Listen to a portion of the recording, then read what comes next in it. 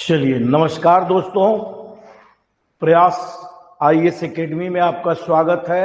आज हम लोग का टॉपिक है राइट टू फ्रीडम में article 20, protection in the respect of offence.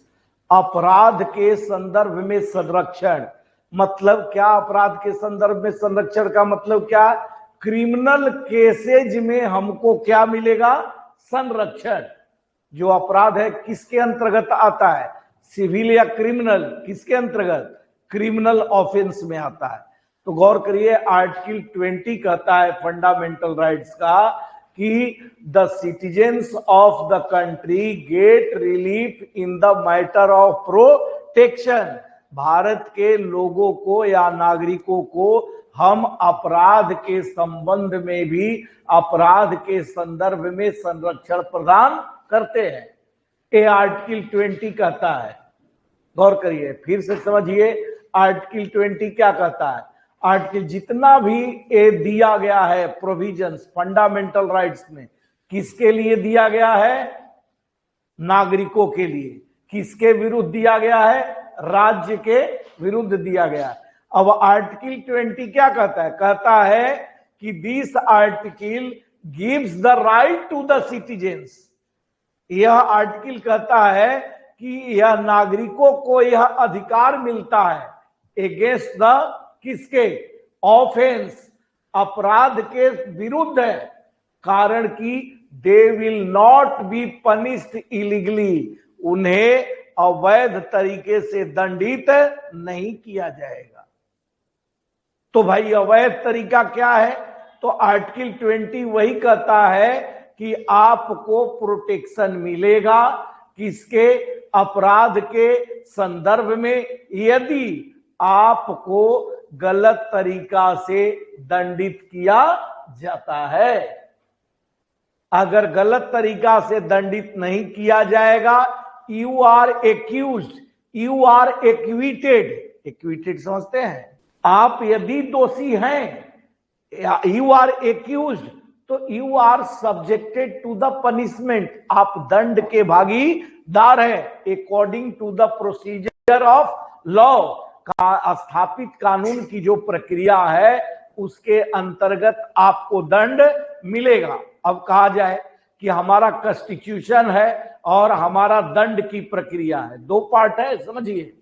एक तरफ क्या है? कॉन्स्टिट्यूशन है, और एक तरफ क्या है? दंड का स्वरूप है। कॉन्स्टिट्यूशन क्या करता है? क्या कॉन्स्टिट्यूशन में क्या बातें हैं? कॉन्स्टिट्यूशन में आपको लेकर के बातें हैं। आपको कौन लेकर के बातें हैं? आपके पास दो राइट्स हैं, गौर करिए। एक तो फंडामेंटल राइट्स है और एक नेचुरल राइट्स है। दो राइट्स का उपभोग करते हैं। ऐसे तो कॉन्स्टिट्यूशनल राइट्स भी है, स्टैट्यूटरी राइट्स भी है, लेकिन हम आम जीवन में क्या करते हैं? दो राइट्स का उपभोग करते हैं। गौर करिए, अब दो राइट्स का कौन उपभोग करते हैं? पहला कि हम फंडामेंटल राइट्स का उपभोग करते हैं। फंडामेंटल राइट्स का अगर ब्रीफ में कहें कि क्या उपभोग है भाई, अगर संक्षेप में कहें कि फंडामेंटल राइट्स का क्या उपभोग है, गौर करिए।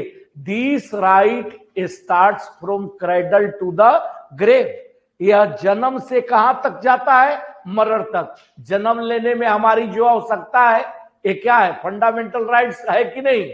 जन्म लेने के बाद में हमें मेडिकल हॉस्पिटल की मेडिकल फैसिलिटीज मिलेगा कि नहीं? मिलेगा। जन्म लेने के बाद में हमें दूध पीने का अधिकार है कि नहीं? है। जन्म लेने के बाद में हमें पौष्टिक आहार का अधिकार है कि नहीं? है। जन्म लेने के बाद में हमें ठीक से पालन पोषण होने का अधिकार है कि नहीं? है। ये कौन है? फंडामेंटल राइट्स है। यही फंडामेंटल राइट्स आपको कब्र तक है। इसी बीच में आपका जो 5 साल पर एक राइट आ रहा है, वह हम कॉन्स्टिट्यूशनल राइट उसको कहते हैं, जिसमें उसको हम पॉलिटिकल राइट्स के भी नाम से जानते हैं। जिसमें क्या है भाई? जिसमें है वोट देने का अधिकार। नहीं तो बाकी हमारा क्या? बाकी फंडामेंटल राइट्स है, केवल कॉन्स्टिट्यूशनल राइट्स को छोड़ दे तो हम। तो फंडामेंटल राइट्स में हमें क्या है भाई? हमें जन्म लेने का भी अधिकार है। हमें क्या है? लेकिन आप कहेंगे कि क्या जन्म लेने का अधिकार फंडामेंटल राइट? नहीं। जन्म होने के बाद का अधिकार शुरू हो जाता है। आप जन्म लेते हैं कि नहीं लेते हैं, कि क्या प्रोसेस है क्या प्रोसेस नहीं है, वो फंडामेंटल राइट्स नहीं है। लेकिन हाँ, एम्ब्रायो मर्डर करना भी क्या है, ये आपको एक अपराध की श्रेणी में आता है। तो इसलिए फंडामेंटल राइट्स समझने का चीज है। आखिर फंडामेंटल राइट्स क्या है भाई? तो फंडामेंटल राइट्स हमारे जन्म लेने के बाद में जो हमारे सिविल लाइफ में, नागरिक जीवन में खाना पीना रहना, चाहे बच्चा हो या बूढ़ा, ये सबके लिए क्या है, जरूरी है। ये जितनी भी आवश्यकताएं हैं मौलिक, ये हमारे क्या है, फंडामेंटल राइट्स है। अब इसमें क्या एक जुड़ जाता है, नेचुरल राइट्स, जो कि नेचुरल जस्टिस भी कहलाता है। अगर मान लीजिए कि हम खाते हैं पीते हैं रहते हैं, फिर भी किसी भी मामले में हमारे साथ फेयर कंडीशन न हो, किसी भी मामले में हमारे साथ धोखाधड़ी की स्थिति न हो, किसी भी मामले में हमारे साथ समानता के खिलाफ बातें न की जाए, इसको क्या कहते हैं, नेचुरल जस्टिस। नेचुरल राइट्स, हमारे पास दो राइट्स है, फंडामेंटल राइट्स और नेचुरल राइट्स। फंडामेंटल राइट्स जीवन जीने का तरीका देता है, और नेचुरल राइट्स क्या करता है भाई, नेचुरल राइट्स जो डिस्पैरिटीज आती है जीवन में, जो असमानताएं आती है, जो हमारे ऊपर किसी भी प्रकार का आघात होता है, उससे हमें बचने का, उससे हमें संरक्षण प्राप्त करने का क्या देता है, अधिकार देता है। इसलिए नेचुरल राइट्स में तीन बातें इंपॉर्टेंट है, फेयर होना चाहिए, रीजनेबलनेस होना चाहिए, तर्क संगतता होनी चाहिए, और इक्विटी और इक्वलिटी होना चाहिए, समता और समानता दोनों का होना जरूरी है। एकदम तीन ही नेचुरल राइट है। तो गौर करिए, हम जो पढ़ रहे हैं फंडामेंटल राइट्स, ये फंडामेंटल राइट्स न केवल फंडामेंटल राइट्स है, बल्कि फंडामेंटल राइट्स के साथ में नेचुरल राइट्स को हटा दिया जाए तो फंडामेंटल राइट का कोई अस्तित्व नहीं है। इसलिए natural right is inherent with fundamental rights. हमारा जो प्राकृतिक अधिकार है किसके साथ जुड़ा हुआ है, फंडामेंटल राइट्स के साथ जुड़ा हुआ है। बात समझ रहे हैं कि नहीं? अब सवाल क्या है, आर्टिकल 20 कहता है कि आपको दोष सिद्धि के संदर्भ में हम संरक्षण देते हैं, जिसमें कि 3 क्लॉज है, अर्थात क्रिमिनल केसेज के विरुद्ध भी आपको संरक्षण दिया जाएगा। जैसे मान लीजिए क्या है भाई, जैसे पहला है, कह रहा है पूर्व विधायन या retrospective panel of भूतलक्षी Vidhi.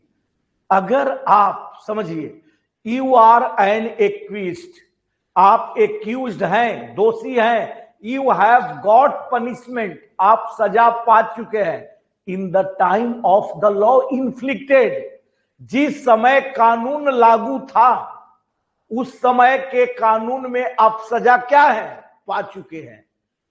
The law becomes to be changed in further time after 2 years 3 years, वही कानून फिर से क्या हो जाता है, 2 साल बाद बदल जाता है।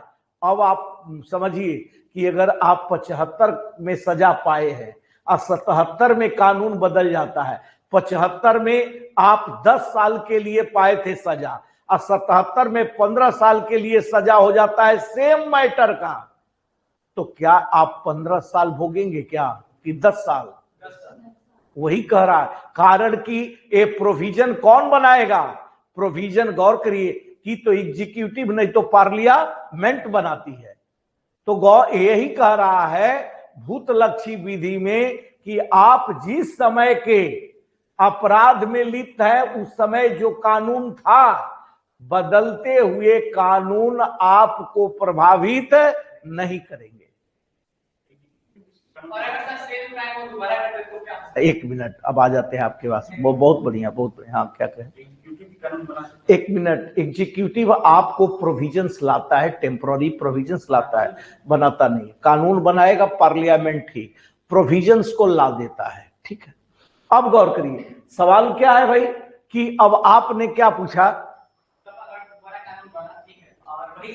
अब एक मिनट, अगर आप मान लीजिए कि 1975 के दोषी हैं, suppose there is an example, you are accused person of 1975, the law was in the course of the law was enacted in that time of the commission in charge.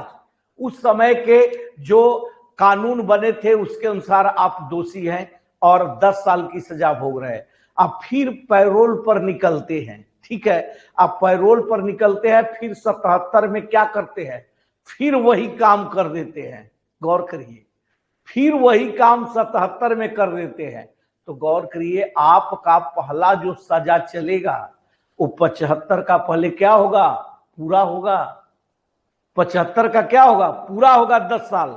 और उसके बाद में जो अतिरिक्त अब सजा है 77 वाला केस चलेगा तो 15 साल का, तो उसका भी 5 साल का सजा क्या करना पड़ेगा, भुगतना पड़ेगा।